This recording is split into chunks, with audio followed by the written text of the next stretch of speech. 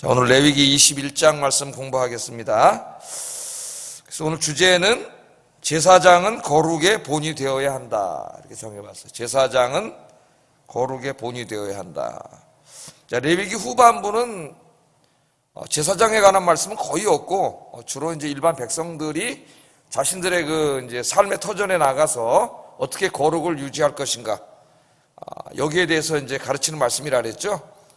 그래서 이제 레위기 전체의 중요한 주제는 하나님의 임재하심과 그 하나님의 임재하심과 늘 동행하는 하나님 백성들의 거룩함, 거기에 있다 그랬어요. 왜냐하면 임재에 계신 하나님이 거룩하시기 때문에 거룩하신 하나님과 동행하고 그 하나님께 예배를 드리는 사람은 거룩해야 된다.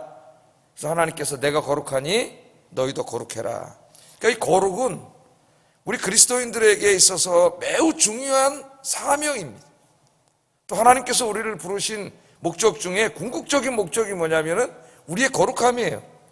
죄로 인해서 더러워지고 거룩을 상실한 우리들을 예수 그리스도의 피로 구원하셔서 거룩하게 하시고, 거룩하게 하셨지만 계속 세상 속에 살면서 죄를 짓지 않습니까? 그래서 하나님 나라의 그 영광에 이를 때까지, 성서에서 신학에서는 영화라 그러는데, 계속 우리를 어떻게 영화롭게 만드는 게 거룩하게 만드는 거예요. 그 과정이 전체가. 그래서 우리가 맨 처음에 예수 믿고 이제 교회 나오면 아기와 같다 그랬죠. 거룩의 수준이 아기와 같지만 점점 말씀과 기도로 양육이 되어서 하나님 앞에 서는 날은 완전할 수는 없습니다. 인간이 이 땅에서는. 그러나 하나님 보실 때 하나님이 인정하실 만큼 거룩해져야 되는 것이, 그렇게 다 변화되어야 되는 것이 중요한 사명이에요. 그래서 내가 하나님께 드리는 예물 중에 가장 귀한 예물이 뭐냐면은 나 자신이라 그랬습니다. 산 제사로 드리라 그랬잖아요. 하나님께 드려지는 것은 다 거룩해야 돼요. 자, 오늘은 이제 이 말씀이 백성들에게 주로 주신 말씀 중에 이제 제사장에 관한 말씀이 중간에 여기 들어옵니다. 제사장의 거룩에 대한 규례들. 그러니까 제사장도 성전에서 제사만 집례하지는 않죠. 그도 한 사람이기 때문에 집에 돌아오면 가족이 있고 또 이웃들과 만나게 돼요.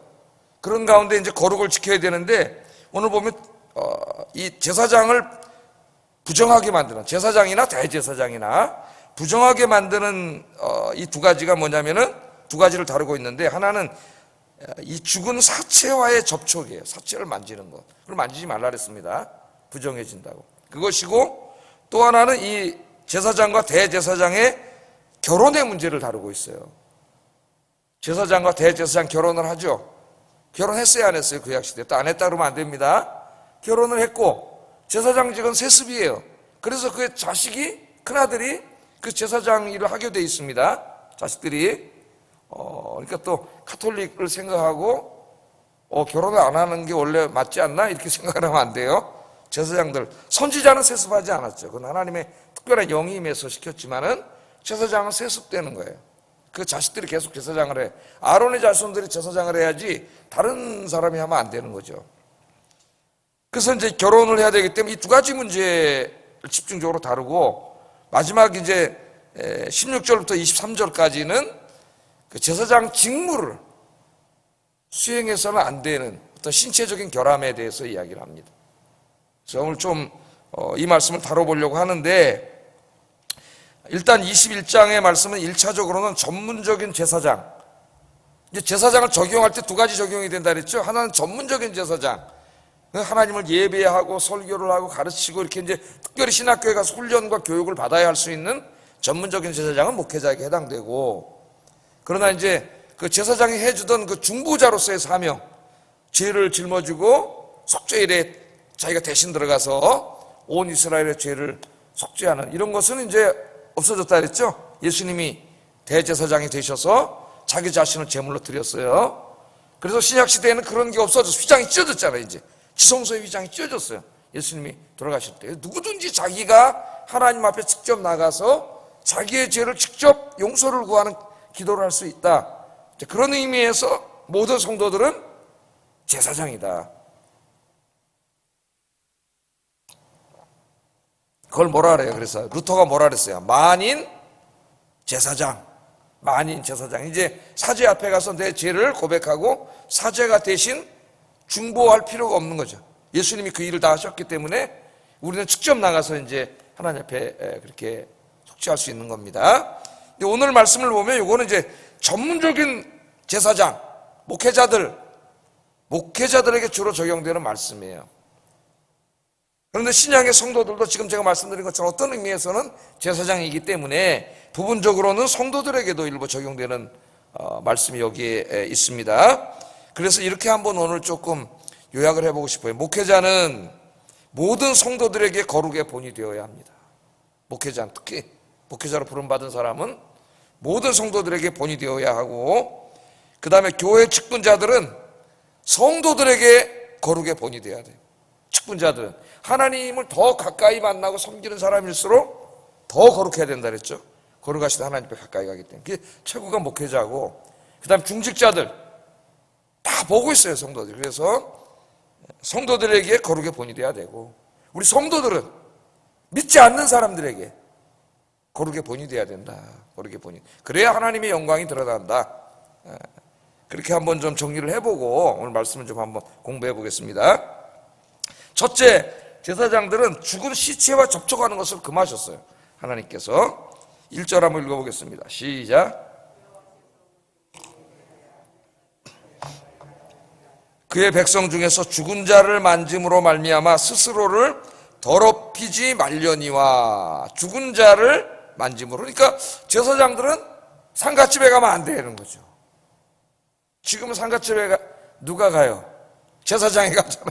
가서 예배 드리고 다 하고, 심지어는 옛날에는, 지금은 안 하지만 목사님들 중에 염을 직접 하시는 분도 계셨습니다. 어떤 교회는 장로님이 하시는 분도 계셨고, 지금은 이제 다 병원에서 그런 일을 하지만 만지는 정도 아니라 염까지 했었어요. 근데 오늘 성경에 보면 그 백성 중에서 죽은 자를 만짐으로 말미암아 스스로를 더럽히지 말지니라. 그러니까 옛날에 이제 율법의 말씀대로 살려고 했던 목사님들이 안식일날 아무것도 하지 말라는 철저히 지키는데 또 염은 하셔. 이게 어느 건 지키고 어느 건 안 지키고 그런지 그런 선별적으로. 오늘 보면 또 머리를 깎지 말라 그랬는데 머리를 빡빡 깎고. 그러니까 깎아도 되지만 진짜 율법대로 다 지키려면 다 지켜야 되는 거죠. 어느 하나만 지키려면 안 되는 거죠. 자, 왜 제사장이 백성들 중에 죽은 자를 만지는 것을 금하셨을까? 하나님이. 제가 이제 오래전 이야기인데요. 어떤 교회죠. 수원에 있는 어떤 좀 규모가 있는 교회인데, 새로 오신 목사님, 젊은 목사님이 장례식을 하다가 관을 만져가지고 이게 문제가 돼가지고 교회 분란이 일어나는 것을 제가 봤어요. 왜 여기 시체를 만지지 말라 그랬는데 만졌냐 이래가지고. 참 무지한 얘기죠, 무지한 얘기. 성경을 모르니까 잘 들으셔야 돼요. 잘 보고. 자, 왜 만지지 말라 그랬느냐? 이 죽은 시체는 뭘 상징하는 거죠? 죽음을 상징하는 거죠. 죽음. 시체가 있다는 거는 죽었다는 거잖아요. 죽음을 상징하는 거예요. 율법에서 가장 불결한 것 중에서도 가장 불결한 게 뭐냐면 죽음이에요. 죽음. 사체입니다. 사체. 사람의 시체든 동물의 사체든 사체예요. 왜냐하면 죽음은 하나님께 죄를 지음으로 말미암아 발생한 하나님의 저주예요. 원래 하나님이 창조한 아름다운 세계에는 죽음이 없어요. 우리 안 죽어요. 아담과 하와가 죄를 짓지 않았으면 육체의 죽음이 없습니다. 그런데 죄를 지음으로 말미암아 그 죄로 인해서 죽음이 들어온 거예요. 그건 이제 바울이 가르쳤잖아요. 로마서 5장 12절에 한번 읽어보겠습니다. 잘 말씀을 듣고 배워야 돼요. 시작. 죄로 말미암아 사망이 들어왔나니 이와 같이 모든 사람이 죄를 지었으므로 사망이 모든 사람에게 이르는. 이 사망, 죽음이 왜 들어왔다 그래요? 한 사람으로 말미암아 죄가 세상에 들어왔다 그러잖아. 그 한 사람이 누구예요? 아담과 하와죠. 죄를 지음으로 죽음이 들어온 거예요. 그러니까 여기 시체가 있다는 것, 사체가 있다는 것은 그 뭐예요? 하나님의 말씀을 어김으로 하나님의 저주로 찾아온 죽음이에요, 죽음. 그래서 그런 의미에서 하나님께서는 이 하나님이 가장 불결하게 여기는 죄의 가장 상징이 죽음이기 때문에 제사장들이 사체를 만지지 못하도록 했습니다. 그래서 하나님은 이 규례를 통해서 죄와 죽음의 처참함을 보여주고 참 생명이 하나님께 있음을 가르쳐 주셨어요. 그러니까 우리가 장례식장에 가서 이제 죽음 앞에 서게 되잖아요. 물론 이제 옛날에는 병풍을 치고 그 뒤에 이제 사체가 있어서 제가 이제 부교역자 할 땐 그런 집에 가서 진짜 해봤어요. 예배도 병원에서 요새는 다 하는데 장례식장에서 집에서 해놓은 집도 있더라고요. 좀 냄새도 나고 막 향도 하고 막 그러지 않습니까? 근데 직접 그럼 진짜 사체에 가까이 간 거죠. 자, 그 다음에 이제 또 한 가지 생각해야 될 게 뭐냐면 당시 가나안에는 죽은 자에 대한 숭배 사상이 있었어요. 죽은 자, 죽으면 그 영혼에 대한 숭배 사상이 있었습니다. 죽은 자에 대한 숭배는 이걸 어떻게 되는 거예요? 하면 돼요, 안 돼요? 하나님의 죄로 인한 하나님의 저주의 상징인 죽음을 숭배하는 이런 게 되는 미신과 우상 숭배가 여기 다 들어가 있는 거죠. 죽은 자의 숭배. 그래서 하나님께서 5절에 보면은 그 이방인들의 장례 문화, 그 죽은 자의 숭배가 포함되어 있거든요. 지금도 마찬가지고 그걸 따르지 말라 그랬죠. 5절 한번 읽어보겠습니다. 시작. 제사장들은 머리털을 깎아 대머리 같게 하지 말며 자기의 수염 양쪽을 깎지 말며 살을 베지 말고, 이게 이제 죽은 자의 숭배를 하기 위해서 이제 하는 예식이죠. 의식이라고 할 수가 있겠습니다. 그래서 하나님의 택하신 백성들이 죽은 자를 숭배하는 이교 사상에 빠지지 않도록 거기 제사장에 가서 만지면은 나머지 일반 백성은 어떻게 되겠어요? 일반 그 가나안 문화는 다 지금 여러분 우리도 안 믿는 사람 거기 가면 향 피우고 이제 다 그 죽은 자의 영혼에 대해서 막 하고 다 그러잖아요. 중국 사람들 이제 저희 장모님이 중국 있는 그 묘지를 사서 거기 이제 지금 안장돼 계신데 거기 가서 이제 얘기를 들어보니까 중국 사람들은 귀신을 무서워해가지고 그 귀신이 있다고 생각하는, 죽으면 그 사람 귀신이 거기 있다고 생각을 하는 거예요. 다 비슷한 맥락이에요, 이게. 그래서 장례식이 끝나면 차 타고 공주 빠지게 도망간대요. 집에 쫓아올까봐. 그런 얘기를 해주더라고요, 이 사람이. 그게 얼마나 어리석어. 진짜 쫓아오고 뭐 귀신이 그거 못 쫓아오겠어요. 그런 의미의 귀신은 없는 거죠. 사람 죽으면 사람은 영혼은 낙원에 가 있든지 음부에 가 있든지 그 육신은 장례식을 치르는 것이고, 사람이 죽은 혼백이 돌아다닌다고 하는 것은 거짓말이죠. 그런 건 없어요, 여러분. 성경에서 말하는 귀신은 타락한 천사지 인간의 혼백이 아니라 그랬습니다. 자, 근데 이거 신약 시대에 오면은 신약 성경에 쓰여지던 그 이제 그레코 로마 시대라고 우리가 하는데 그들의 문화 속에서도 이 죽은 자에 대한 숭배 사상이 있어요. 그러니까 어느 문화에 가도 이게 있는 것 같아요. 그래서 여성의 혼백을 유니스라고 그랬고 그 남자의 혼백을 게니우스라고 했어요. 그래서 사람이 죽으면 신약시대 로마인들, 그리스도인들, 그 당시 로마 제국의 사람들이 그냥 죽어서 끝나는 게 아니고 그 사람의 우리말로 하면 혼백이에요, 혼백. 죽은 자의 혼백이 우리 구천을 헤매고 다닌다 그러잖아요. 언제까지? 5대까지. 그래서 5대까지 제사를 지내잖아요. 식사도 갖다 드리고 이렇게 바깥에다 드리고 그러지 않습니까? 자, 그 혼백들이 실체라고 생각을 했어요. 실체라고. 그 혼백이 거기에 남아있다고 생각을 했어요. 그래서 그 혼백한테 잘 보여야 복도 주고 지켜주고. 우리나라 제사도 그런 거 아닙니까, 여러분? 물론 부모님 공경이라고 하는 그런 사상도 그 안에 있지만 그런 죽은 자에 대한 그런 두려움이 있는 거죠. 혼백에 대한 것이. 이제 그런 사상이 가나안에 이게 퍼져 있었기 때문에 제사장이 거기 가면 오해할 수가 있어요. 그 동네에서 맨날 이웃끼리 상같이 왔다 갔다 하는 사람들이 이게 오염될 수 있기 때문에 하나님 상징적으로 이 두 가지 만지지 못하게 한 겁니다. 하나님께만 예배를 드려야 되기 때문에. 그래서 이제 이방인들의 이런 장례 문화 이런 걸 이제 따르지 않는데, 그래서 우리 기독교인들이 이제 장례 예배를 드리죠. 저희도 이게 4번 예배를 드리게 돼 있습니다. 근데 그 예식에 관한 것은 기독교 공통 장례 예식, 카톨릭은 게 있어서 굉장히 길어요. 막 1시간 막 그렇게 하는데, 그런 공통 그런 건 없어요. 근데 어느 정도 공통은 돼 있지만은 딱 이렇게 예식이 돼 있지는 않아요. 근데 좀 다 비슷해요. 다 비슷하긴 비슷한데, 그래서 이제 예배를 4번 드리게 되고, 소천 예배를 드리게 되고, 그 다음에 입관할 때 입관 예배를 드리고, 그 다음에 이제 발인할 때 발인 예배를 드리고, 가서 이제 옛날에 하관 예배라 했는데 요새는 이제 화장을 많이 하기 때문에 이제 뭐라 할까 하다 우리에게는 고별 예배를 했어요. 천국 환송 예배. 뭐 어떻게 할까, 이게 명칭을. 그렇게 해서 이제 4번 예배를 드리게 되는데, 그 장례식 중에 이제 가장 핵심은 발인이죠, 발인. 발인해서 장지까지 가는. 그럴 때 이제 어떻게 해요? 믿지 않는 사람들은 꽃상여를 해. 꽃상여를. 왜냐하면 이제 그 민간 신앙 중에 그 죽은 사람들이 가는 극락세계는 꽃동산이라고 우리나라 사람들이 이렇게 믿잖아요. 그래서 꽃상여를 하고 이제 그러고 가다가 또 그 집 앞으로 길로 지나가서 노제를 지내고 뭐 이제 온갖 이게 이제 민간 신앙 속에 있는 그런 것이죠. 예. 그런데 우리 기독교인은 어떻게 해요? 발리할 때 관 위에다가 이제 십자가가 그려져 있는 그 휘장으로 이제 그 관을 덮고 이제 제일 앞에 누가 서요? 목사님이 서고 그다음에 영정이 서고 이제 그다음에 관이 있고 뒤에 이제 따라가지 않습니까? 그게 뭐냐면 천국으로 가는 십자가의 공로로 이제 이 죽음을 극복하고 천국으로 가는 것을 하나의 그 상징한 거예요. 그게 그냥 하는 게 아니에요. 예? 목사님 인도하에 천국에 가셨잖아요. 지금 육신은 여기 있지만 그거를 이제 상징화한 거예요. 그래서 이제 우리 그리스도인들은 세속을 따라가면 안 되고 그 예배를 드릴 때에 이렇게 해야죠. 좋지 잘못하면 미신 그쪽 민간신앙 쪽으로 따라갈 수가 있기 때문에.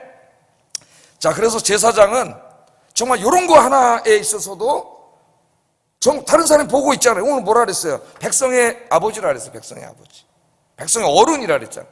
제사장은 그렇기 때문에 모든 것이 드러나 있는 사람이에요. 하나님의 앞에 죄를 지은 최고의 부정, 상징인 죽음, 그것으로 부정해지면 안 된다. 이걸 강조하고 그 죽은 다음에 영혼 혼백 이런 거 하면 사람들이 자꾸 미신과 우상 숭배에 빠지기 때문에 그런 거 하지 못하도록 그렇게 하신 겁니다. 그러나 이제 제사장에게도 예외 규정은 있어요. 그게 뭐냐면 이제 자기 가족, 어머니가 돌아가셨거나 아버지가 돌아가셨거나 혹은 자식이 먼저 갔거나 아니면 이제 형제, 그 다음에 이제 자매는 이제 여자 형제는 결혼하지 않은, 결혼을 하면 이제 갔기 때문에 저쪽 집안에 따라야 되고 결혼하지 않은 자매까지는 만약에 이제 자기보다 먼저 세상을 떠났으면 어떻게 해요? 몸을 더럽힐 수 있느니라 그랬잖아요, 하나님이. 그죠? 2절 3절 한번 읽어보겠습니다. 시작. 그의 살부치인 그의 어머니나 그의 아버지나 그의 아들이나 그의 딸이나 그의 형제나 출가하지 아니한 처녀인 그의 자매로 말미암아서는 몸을 더럽힐 수 있느니라. 그렇게 말을 했으니까 가족 장례에서는 제사장들은 자기 가족일 때는 참여할 수 있다, 그런 말씀이죠. 그러나 이웃에 이제 그런 일이 있을 때 가면 안 된다는 거예요, 제사장은. 그런데 여기도 또 예외가 있어요. 대제사장은 안 돼요. 대제사장. 네? 대제사장은 부모님 상을 당하여도 성소를 떠날 수 없습니다. 10절 12절 한번 읽어보겠습니다. 시작.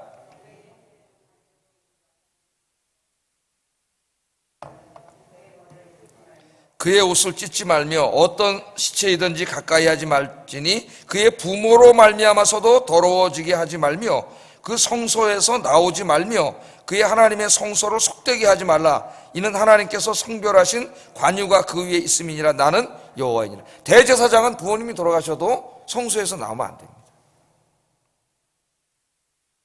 예복을 입고 직무를 수행하고 있는 대제사장은 부모 상이 나도 성소를 떠날 수 없는 거예요. 왜냐하면 회중들을 위해 제사장 직무를 계속해야만 했기 때문에 내가 상났다고 나와버리면은 그 제사를 못 지내잖아요.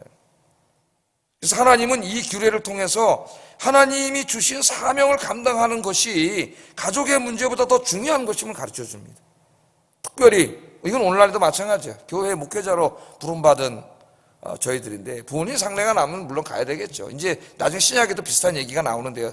예수님 상을 당한 사람이 예수님 따르면서 부모님 상 치르고 오겠습니다 그랬더니 죽은 자는 죽은 자로 장사 지내고 넌 나를 따르라. 예수님 이제 이 말씀을 하시는데 여기에 이제 그 뿌리가 있는 말씀이에요.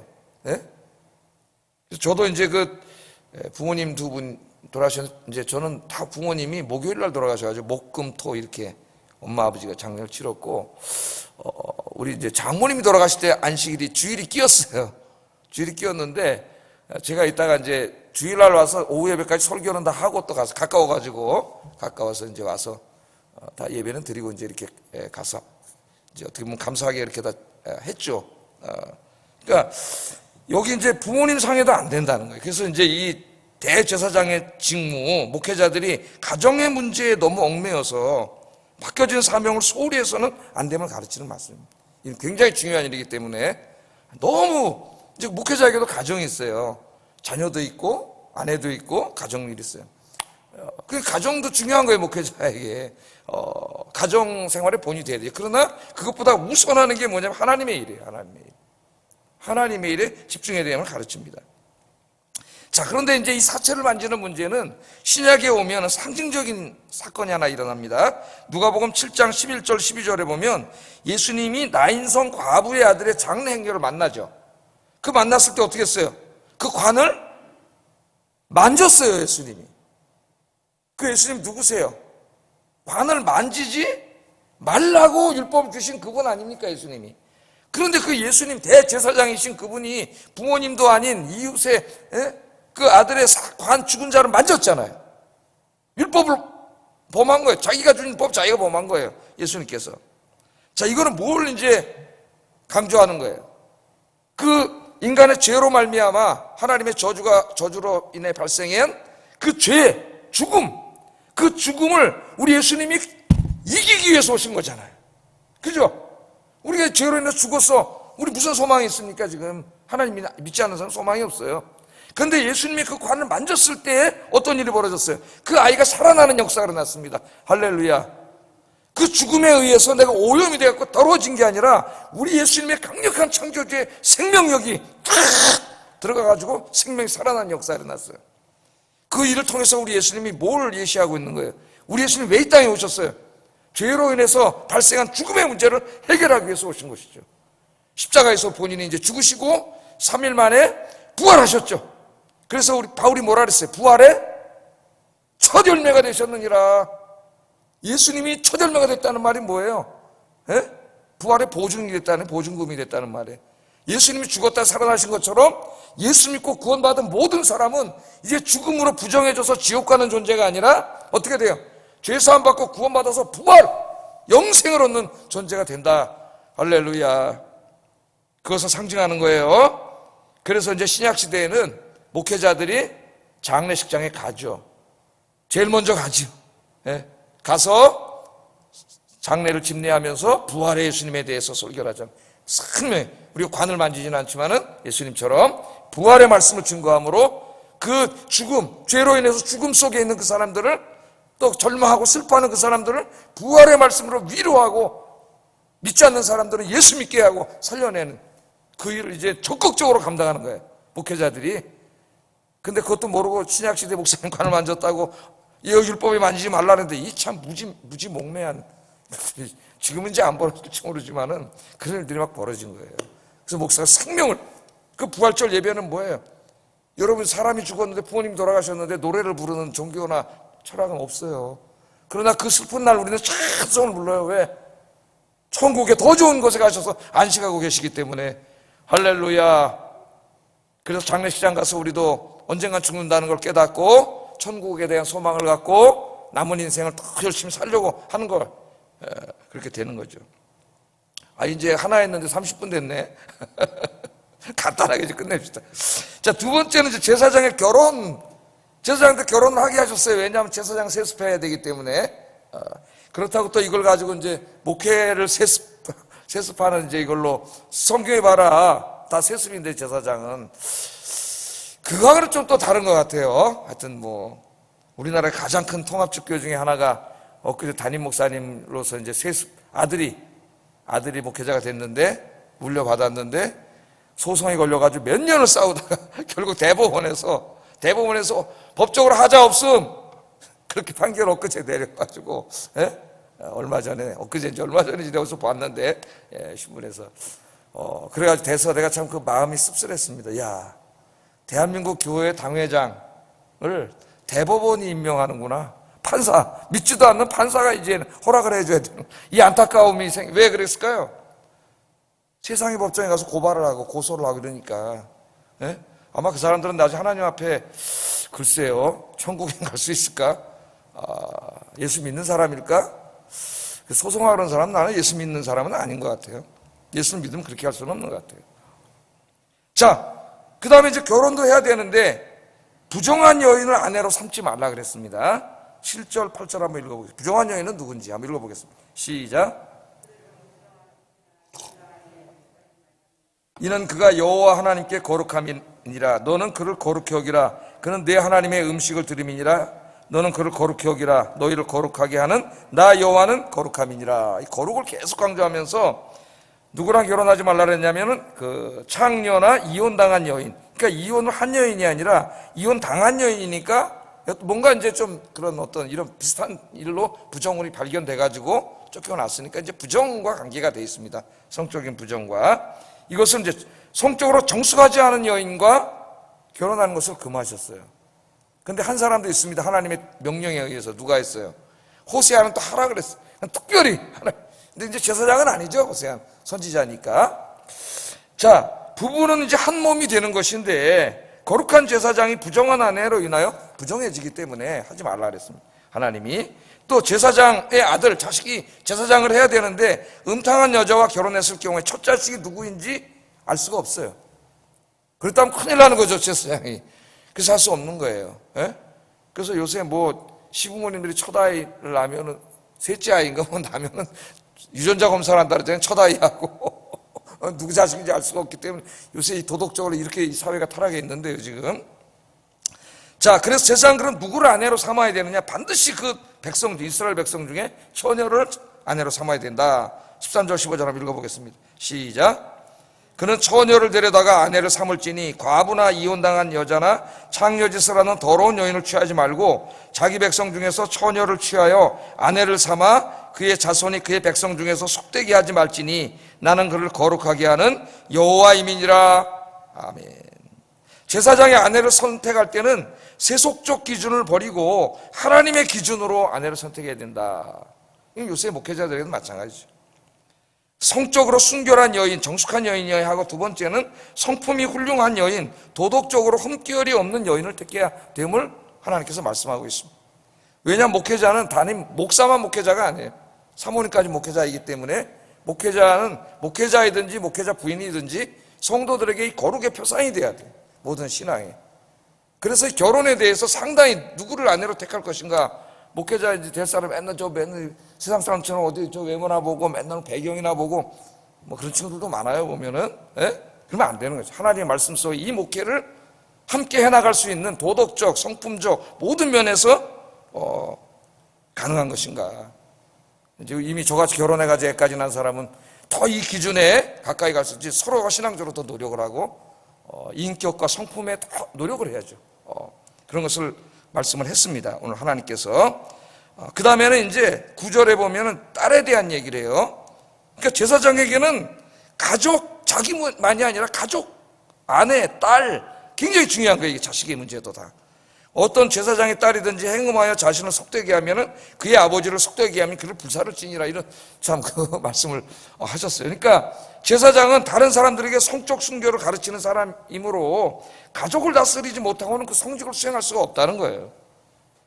그러니까 다 중요한 거예요. 가족, 아내, 자녀들, 이 모든 문제에 있어서 본이 되어야 함을 이야기하고, 35분이네요. 마지막 이제 말씀의 16절부터 보면은 육체에 흠이 있는 아들은 제사장 직을 수행할 수 없다. 그러니까 제사장이 돼서 제사장이 그 성물을 먹고 제사장으로서 누리는 어떤 그런 일들을 하지, 그건 다 하라 그랬어요. 그러나 제사장의 직무는 못 한다 그랬습니다. 그게 이제 17절, 21절, 23절에 쭉 나오죠. 예? 아론에게 말하여 이르라. 누구든지 너의 자손 중 대대로 육체에 흠이 있는 자는 하나님의 음식을 드리려고 가까이 오지 못할. 그러니까 그 하나님께 드리는 제물을 하나님의 음식이라 그랬어요. 음식. 누구든지 흠이 있는 자는 가까이 하지 못할지니, 그러면서 이제 맹인이나 다리 저는 자나 뭐 쭉 나옵니다. 팔이 부러지고 손이 부러지고 이런 쭉 이제 나와요. 자칫 잘못하면, 야, 무슨 성경이 하나님이 장애인이나 병자에 대한 이런 차별을 하냐, 이렇게 잘못하면 큰일 나는 거죠. 기독교가. 이게 뭐냐면 지금 그 하나님의 직무를 수행하는, 이렇게 보면은 이 흠들이 직무를 수행하기에 좀 어려운 신체적인 장애나 병이에요. 그런 것들이. 그러는 이제 두 가지를 한번 생각해 볼 수가 있습니다. 장애인을 차별하거나 그런 게 아니에요. 이 규례는 당시에 흠 있는 제물을 드릴 수 있어요, 없어요? 없었죠? 하나님께 드리는 것은 흠결 없는 걸 드려야 되는데, 말라기 시대에 오면은 아까우니까 흠 있는 것만 드렸어. 11조 할 때 어떻게 한다 그랬어요? 읽어보니 그걸 배웠잖아요. 하나, 둘, 셋, 넷, 다섯, 여섯, 일곱, 여덟, 아홉, 10번째 지나가는 게 하나님 거죠? 예? 믿음이 있는 사람은 10번째 제일 좋은 놈이 있다가 지나가게 해서 하나님께 드리는데, 나중에는 아까우니까 병들고 쓸모없는 거를 딱 데리고 있다가 하나 둘 셋 넷 다섯 여섯 일곱 여덟 아홉 딱 쳐가지고 10명 치네. 그 사람한테 혼나게 말라하기예요. 하나님께 드리는 그런 것들. 그러니까 하나님께 드리는 짐승들도 하나님의 온전함 속에 드려야 되기 때문에 흠 있는 것 드리지 못하게 한 것과 같은 맥락이라고 보면 돼요. 상징적인 의미죠, 그게. 예? 상징적인 의미. 하나님 앞에 드려지는 것은 누가 보아도 온전해야 된다. 이제 그런 상징성이 있고요. 두 번째는 제사장들은 성전에 임재하신 하나님을 어떻게 해요? 하나님을 바깥으로 보여주는 하나님의 상징이에요. 하나님이 온전하시기 때문에, 그러므로 제사장은 그 안에 들어가서 직무를 수행하는 제사장은 온전해야 됨. 그런 상징적인 의미로 우리가 이 말씀을 받아들여야 됩니다. 이걸 잘못 이해해가지고 21세기에 신체적 결함을 있는 사람은 목회자가 되면 안 된다, 이렇게 하면 큰일 나는 거죠. 그래서 사도 바울도 뭐가 있었어요? 육체의 가시가 있었잖아요. 육체의 가시가. 예? 육체의 가시가 있는, 병이 있는, 예? 특별히 그 무슨 병인지 모르지만 저는 눈에 안질이 있다고 봐요. 예? 그게 왜냐하면 자기가 직접 글을 못 써가지고 대피를 한 게 많죠, 성경에. 예. 자, 그래서 21세기에는 이런 게 중요한 게 아니고 하나님 새로운 자격을 주셨어요. 새로운 자격. 목회서신에 목회자들 이렇게 했습니다. 그러므로 감독은 책망할 것이 없으며 한 아내의 남편이 되며 절제하며 신중하며 단정하며 나그네를 대접하며 가르치기를 잘하며 술을 즐기지 아니하며 구타하지 아니하며 오직 관용하며 다투지 아니하며 돈을 사랑하지 아니하며 자기 집을 잘 다스려 자녀들로 모든 공손함으로 복종하게 하는 자. 이게 이제 하나님께서 구약의 율법에 주신 그 목회자 규정을 새롭게 구체적으로 주신 거예요. 이런 사람을 감독으로 뽑아야 된다. 감독이 되려는 자는 이래야 된다는 것이고, 그 다음에 집사들에게도 주셨어요. 집사는 이제 지금으로 말하면 장로님, 권사님, 집사님 다 해당되는 건데, 어떤 사람을 뽑으라 그랬어요? 디모데전서 3장 8절 10절 같이 여러분에 해당되니까 한번 읽겠습니다. 시작. 일구이원을 하지 아니하고 술에 인박히지 아니하고 더러운 이익을 탐하지 아니하고 깨끗한 양심의 믿음의 비밀을 가진 자라야 할지니, 이 사람을 먼저 시험해보고 그 후에 책망할 것이 없으면 집사의 직분을 하게 하라 그랬어요. 시험한다는 말은 조사해보라는 말입니다. 자세하게 이런 삶을 사는지. 그러니까 목회자에게도 또 중직자에게도 이제 신약시대에는 이런 도덕적이고 윤리적이고 인격적이고 성품적인 자격을 주셨어요, 하나님께서. 그래서 저는 목회자로서, 여러분 직분자로서 이 자격에 합당한 사람이 되기 위해서 늘 기도하면서 몸부림치는 저와 여러분 되기를 주의 이름으로 축복합니다. 네, 기도하겠습니다.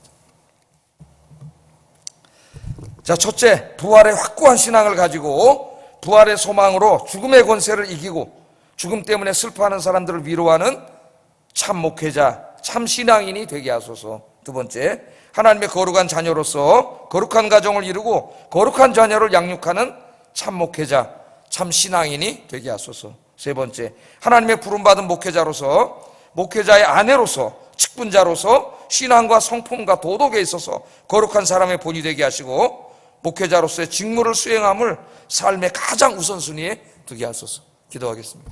사랑하신 아버지 하나님, 감사합니다.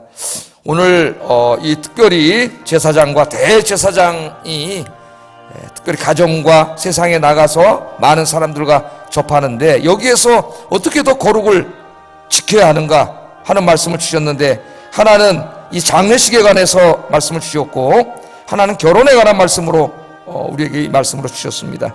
아버지 하나님, 저희들 늘 기억하여 주시고, 특별히 저희 목회자들은 하나님께서 모든 거룩의 표